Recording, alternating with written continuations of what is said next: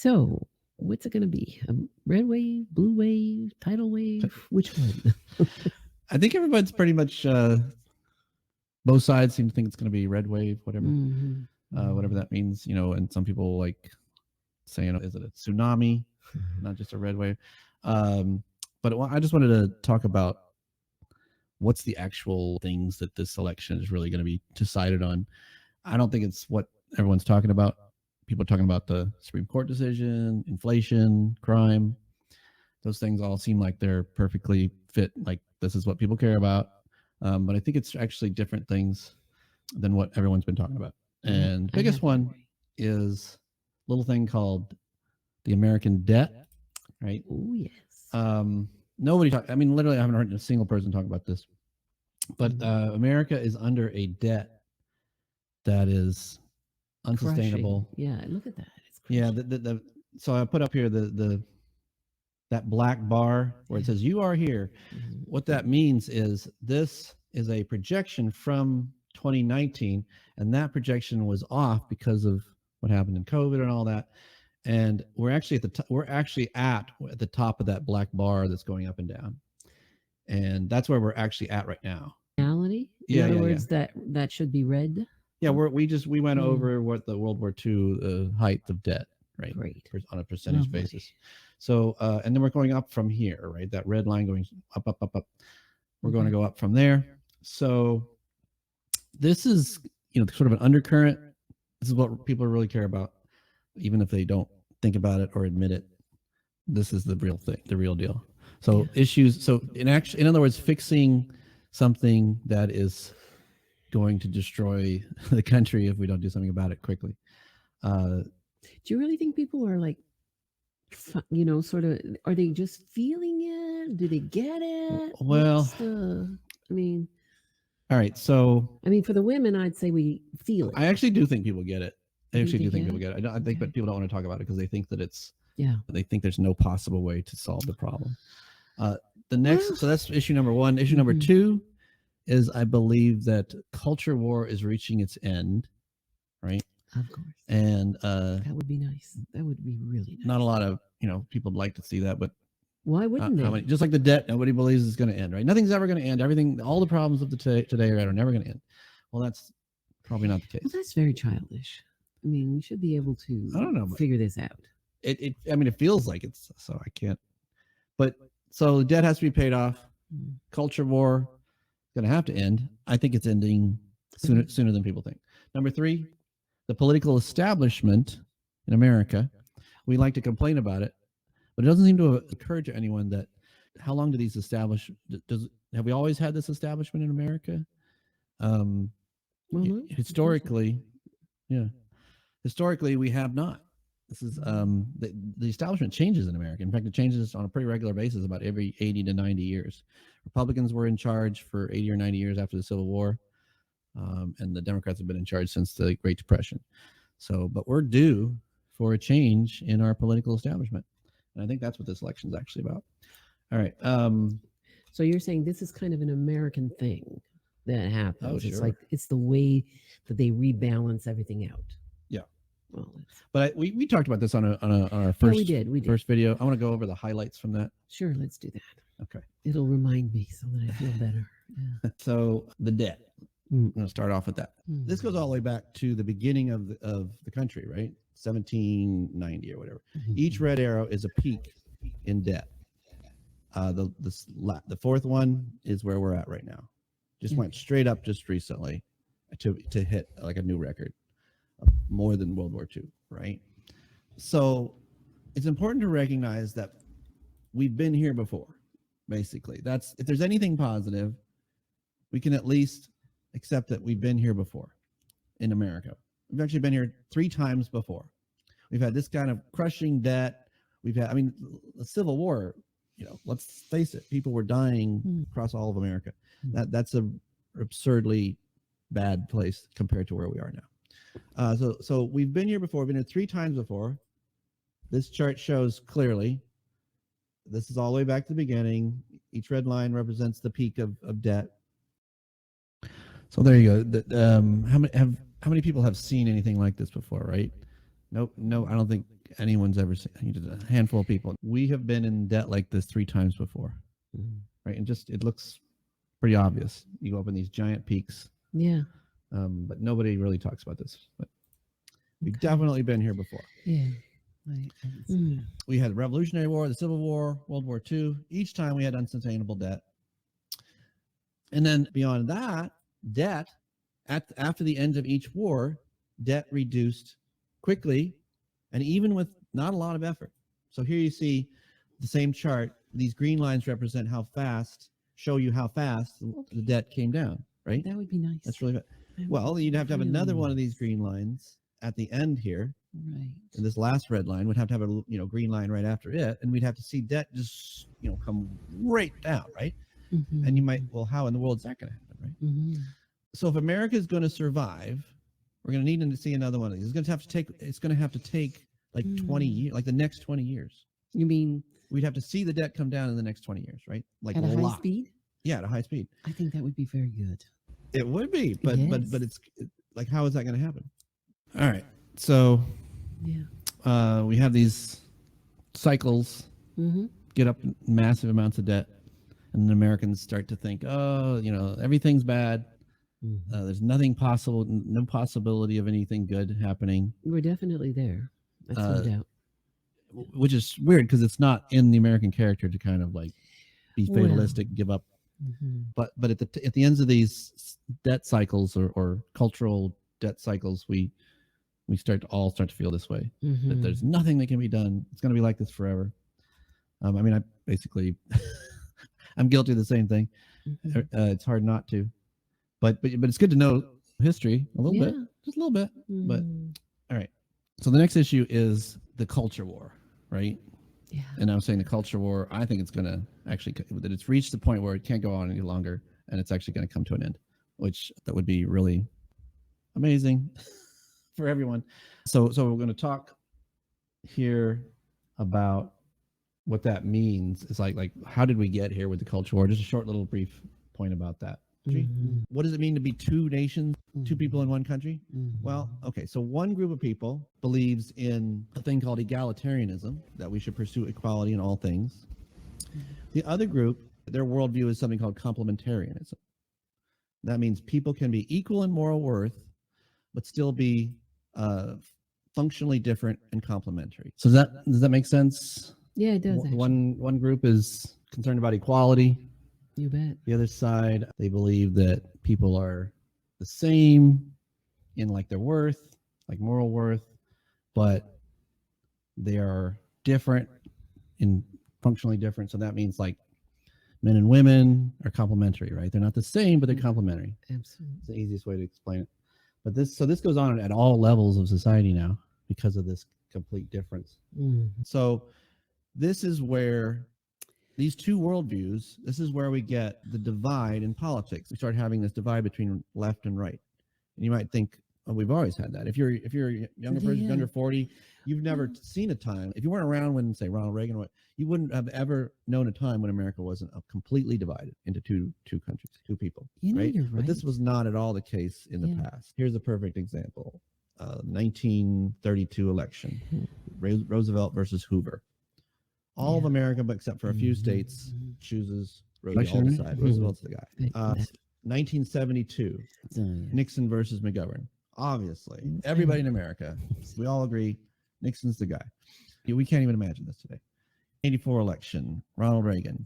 Again, Yes. only one state goes for the other candidate. Everybody goes was for crazy. Republican, Ronald Reagan, right? Mhm. This is unthinkable, but this was only 1984. That wasn't that long ago. No.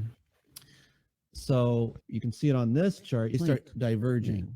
Mhm. They start diverging, and they just keep on diverging ever more farther apart ever after, right? Until today. Mm. And so that's why you get this thing where every election we have, every damn election looks like this now. Because it's not, we got two Yep. countries, and now we talk about people talking about civil war and all this stuff. All right. So Yeah. this is where everyone today talking about civil war, all dividing the states, all apocalypse, you name it.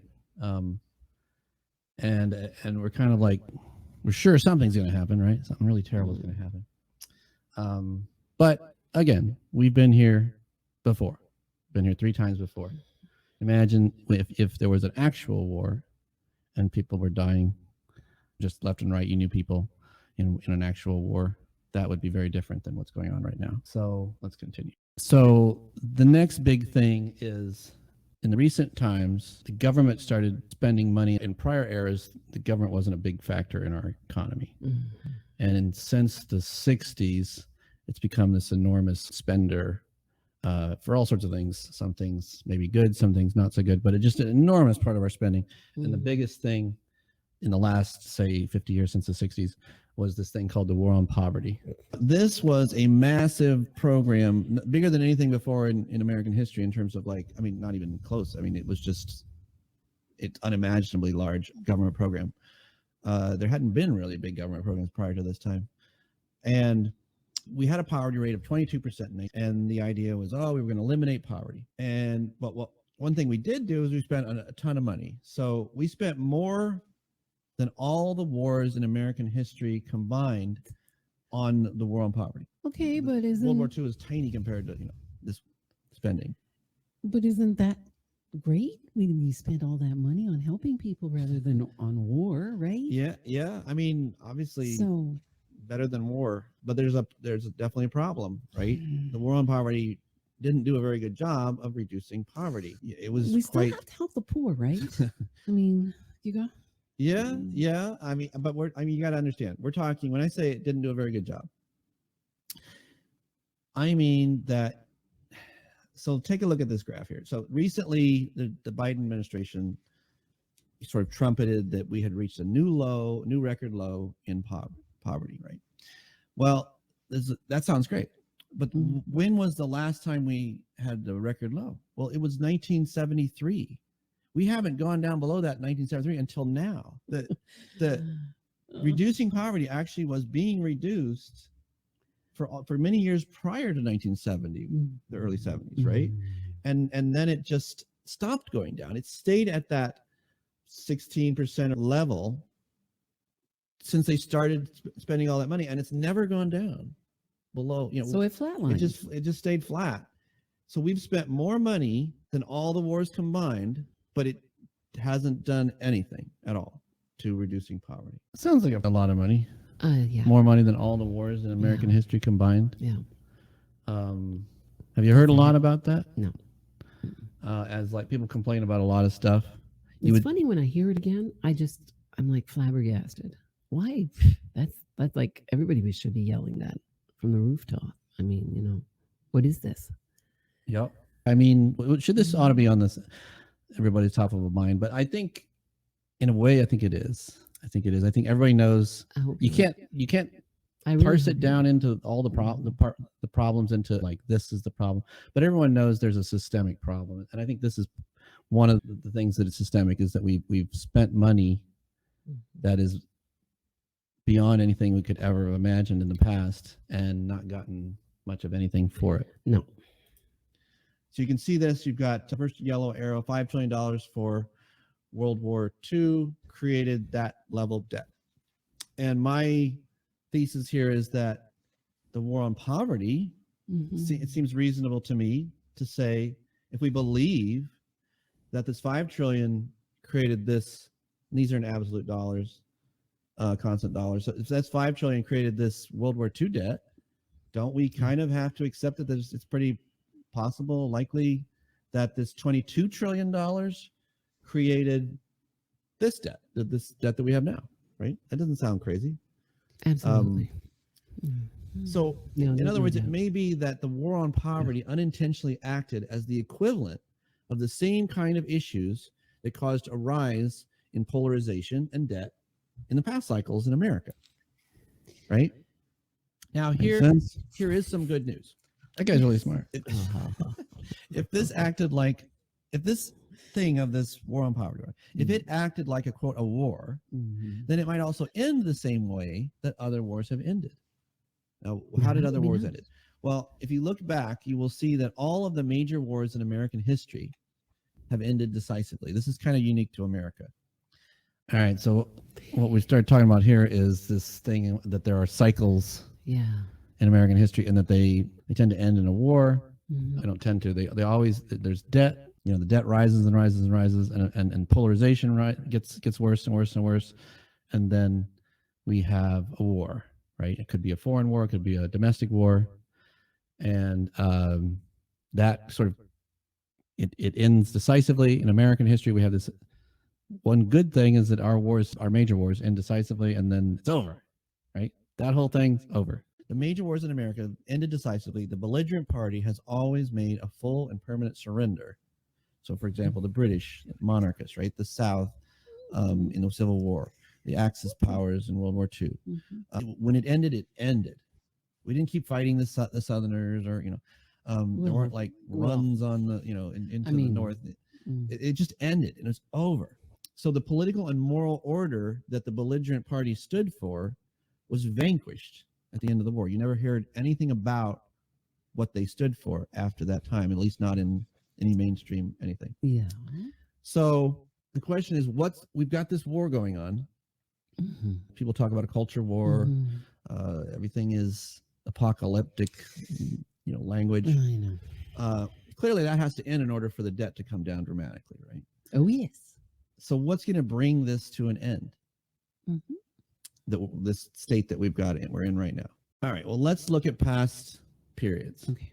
So here we've got way back, beginning of America, the war of the monarchy versus the republic. Okay. There's different phases of that, right? Ending in the Revolutionary War. There we go. Civil War, slavery versus abolition. Next one, World War II, dictatorship versus democracy. Yep. And now you have the one that we are involved in today. We and our parents grew up with, this is what we're familiar with. Cold War, different. It began with us being very concerned about the communists, right? Mhm. Soviet Union. Yep. Let's look at those different periods in this latest one that we're in, Mhm. this latest cycle that we're in. So the first one you get is the 1950s, communism versus anti-communism. This was on everybody's mind. The spread of communism was the biggest fear that everyone had. Next, 1960s, the sexual revolution. Of course, peace and love and all that stuff. Next was 1970s, feminism, all about the equality of men and women. Capitalism, which is what we've been going through in the last 10 years, I suppose. That's one way of putting that, is the pursuit of equity and inclusion. Yeah. There are various things that's mostly it. It's the idea that equality isn't enough. You need equity. Mhm. So in every previous war in America, Mhm. if you look at the different, who's on which side, Yeah. one side represented the continuance of a norm that was no longer being accepted, a social and moral norm that people thought, like slavery, what people no longer thought that was acceptable. Yes. And so we had this war. Yeah. And the monarchy, Americans didn't want monarchy anymore. Slavery, Americans didn't want slavery anymore. Dictatorship, now we want a democracy. Mhm. So Mhm. this is how these cycles in American history, this is how they go. It's always something over a moral issue.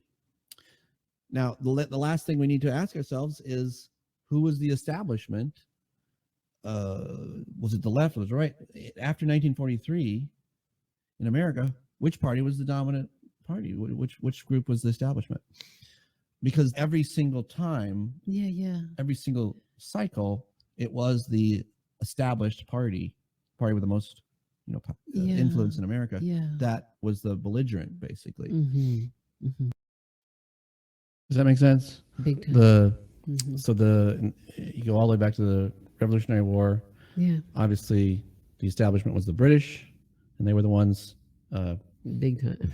They were throwing. Yeah. Right. They were the belligerent. I mean, in the Civil War, the South. Maybe everybody doesn't know this, but the South dominated politics. They had the political power for all of the time up to the Civil War, from the founding of the country up to the Civil War. So the South could pretty much do whatever it wanted politically. And then after the Civil War, the Republicans from the North had all the power on up to through the 1920s, when the Great Depression happened. Then the Democrats took over, and they then had all the establishment. They became the establishment. So the establishment that we know started in the 1930s up to today, right? Same bunch of people, basically. And then before that was Okay. between the Civil War and the 20s, that was the Republicans. They Mhm. controlled everything, right? Mhm. So this you've seen these different eras of where people have different parties and the different establishment groups Mhm. that run the Mhm. country. So All right. basically, Americans boot them out. That's what we do. Yeah, We just say, enough. Poof, you're gone. yeah. There have been 3 different establishment, or What? 4 if you count the British, Mhm. periods where of different establishment powers. Mhm. And this the one we're in currently. We've been in about 80 or 90 years right now. Okay. Well, we can answer the question of who is the most powerful party Okay. definitively. Mm. Let's look at the history, right? So this is the control of the U.S. House and Senate going all the way back to 1855. Okay. The reddish rectangle there is when Republicans controlled. The bluish areas where Democrats controlled. And one really interesting thing is that we were talking about how you have to have 60 votes in the Senate. Right. Well, there's only been 2 periods since before the Civil War. There's only been 2 periods where major legislation has been enacted in America. Okay. And that's, you can see on these little black circles here. That was right after the Civil War. Yep. And when the Great Depression happened. Okay. Those are the only 2 times, and one was Republican. They controlled everything in the Senate and the House. And then during the Great Depression, the Democrats controlled everything in the Senate and the House, and they were able to enact these America-changing legislation. Right? Those big humps. There's a big red hump and a big blue hump. That's where almost all legislation in the history of America ever occurred. There's lots of little legislation, Right. but anything that made like big changes in the way that we did everything that occurred during these big humps, right? Because America has a 60 vote rule thing. So anyways, do anything. And so the period just before, like in the 1920s, everyone was complaining about how it was a do nothing Congress. It was gridlock, just like we have been today. Yeah. No difference. Yeah. All right. Now you might think, well, why should Yeah. we believe this is truly? I mean, this isn't a scientific thing. Right. There isn't enough data here to be a scientific model. So it's interesting, but how do we know it's going to repeat, right? Mhm. Well, one reason is because these time periods are very similar. I'm not going to say eerily similar, but they are very similar. Mhm. So Mhm. let's look. These are the period. These are the general periods leading up to the wars, and then you look at just the turning points of the wars. So 1783, 1863, 1943. 80 years. Yeah, it's 80 years between the first group, 80 years between the next group, and it's exact, right? I mean, Mhm. I'm not trying to do like numerology here or something, but it is. I'm just saying there's something intriguing that these are so close, right? So the next time would be Mhm. 2023. If Now you're at you're the end making of a me cycle, smile. right? It would be next year. Okay. So those numbers are 83, 63, 43. Those are taken from the moment in the wars where it was perceived that we had turned the corner on the war, Wow. right? Okay. So these are pretty objective, moments. moments. Yeah, Everyone yeah. kind of agrees. Mhm. Historians, whatnot. These are the moment when we turn the tide on the war. And so, like I said, next one would be 2023. Right. Okay. So you're saying. Yep. And you think, oh yeah, well, so what? But we did. It's true. We have reached a record high in debt exactly within the 80-year time frame that we were Yep. supposed to. Yeah. If you wanted to demonstrate that, here's that chart again. Mhm. I got a yellow line here, Yep. and if you were to take that and copy and paste it, right? Boom, it's exactly the same. You can see, just visually, you can see. Copy and paste it again, boom, and it's the same, right? Yep. I think that's interesting. It's encouraging. I think that's interesting. So let's say find it intriguing, and your question might be, okay, if this cycle is true, what comes next? Okay, that's a natural question. It would be interesting. What would come next? Well, here we go. So, if history were to repeat itself, you would see the changes over just the next couple of decades. You would see polarization would be reduced to an insignificant level. In other words, America would become one nation again. Mm. As with monarchy, slavery, dictatorship, these historical periods, if history were repeated, and I suppose you could think this is a good thing or a bad thing, but one example would be we would no longer ever hear in the mainstream anybody referring to Marxism or socialism positively ever again. Wow. You know, and I'm not saying whether that's right or wrong. I'm just saying from history, we never heard about monarchy again. We never heard about slavery again. We never heard about dictatorship again. Positively, you mean? Yeah, from the mainstream, Yeah. you know. Yeah. And so since this period was about communism versus anti-communism, then nothing associated with about that. Okay, so you might say that's really unlikely, but of course, you know, if you look back at 1943 in the middle of the World War II, you know, people would say that's pretty unlikely then too. Or 1863. Now let's talk about what happens to the debt, this unsustainable debt that no one has any solution for. We know that it's happened before. We know that it has gone down before, but how does that happen? Yes. Right? Well, what happens is that the economy at the beginning of a cycle expands at a level that is unlike any other time period. Okay. So to get an idea Mhm. of the growth of the economy, let's look at after the Civil War. So in 1850, there were 9,000 miles of railroads. By 1890, just 40 years later, there were 163,000 miles of railroads. That's And in 10 years, between 1880 and 1890, there were 70,000 miles laid just in 10 years. That's so the economy then was just like, I mean, really, really red hot. It just exploding. Mhm. Next, let's look at our time period from more recent, 1945 to, I wonder what 190,000, was that what it was? 190,000 miles. Wasn't it like going all the way to the moon and back or something? with the It's amazing, isn't it? yeah, Truly. 1974, just 29 years, the economy doubled during that time. The size of the economy completely doubled. The next time it doubled, it took 43 years, right after 74. So huge growth. That just basically means in 20 years will dwarf the size of the economy today, and that will make the next debt 20 years, just if that not happened an again. issue. Mhm. As hard as it is to We'll, imagine, we'll be it's not- it's not an issue. Even more surprising, there's going to be an explosion in new births, like huge, okay. like the baby boom, right? So these are the two last times we had baby booms. We had one in after World War II. Yeah. Well, we had one after the Civil War too. Huge, right? So that's what happens when it's over, when the war period is over.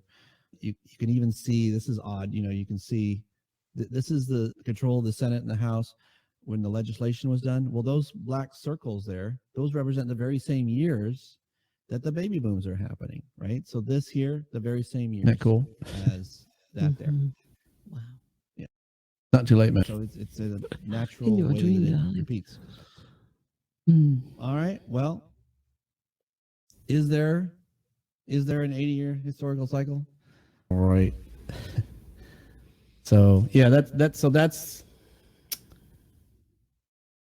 that's what I think is actually going on, as opposed to the surface level. Mhm. You know, everybody's concerned about inflation. Everyone's concerned about crime. Right. So it'll definitely be a red tsunami if this scenario is correct, and it'll be unlike pretty much anyone living today. Maybe a few very elderly people, but anyone living today will not have experienced anything like this in their lifetime. So by tonight, or Mhm. in fact, it would be such that you would actually know the outcome of the election by midnight tonight, sometime around there. It won't take a days or a week to know Mhm. if this occurs. Mm. I'd say actually people aren't going to get excited until they start seeing action, and which is what Oh, most yeah. people would Well, that's probably perceive true. Like, as turning point. They well, won't- like from they like won't in the perceive- Congress. Yeah, and, yeah, yeah. Oh, yeah, that's good. Yeah, That's true. I think that, and all that will happen in 2023. So Well, a lot of people will be may- very upset. A lot of people will be very happy about it. whichever. I'm not taking a side here. I'm just saying that the probable consequences, if you're accurate, would be that But it would certainly be the end to the gridlock that we've seen over the last Now 30 years. that I would like to But see. most of our life, we No. basically just lived under gridlock. Not been Well, great fun, but no, we weren't in gridlock. some people say gridlock's the best thing. No, the 80s wasn't gridlocked. Yeah, You know, well, so that's you got to kinda true, remember yeah. that it's not most of our lifetime. It's like most of our marriage, sadly. So, But yeah. all right. Well, we have just a few hours left. Yeah. We will find out if this is true. And by the way, so Yes. I'll link in the below to the original video. It was like 55-minute video where Sure. it goes into a lot of Okay. depth and detail Mhm. into all these things that we just touched on here.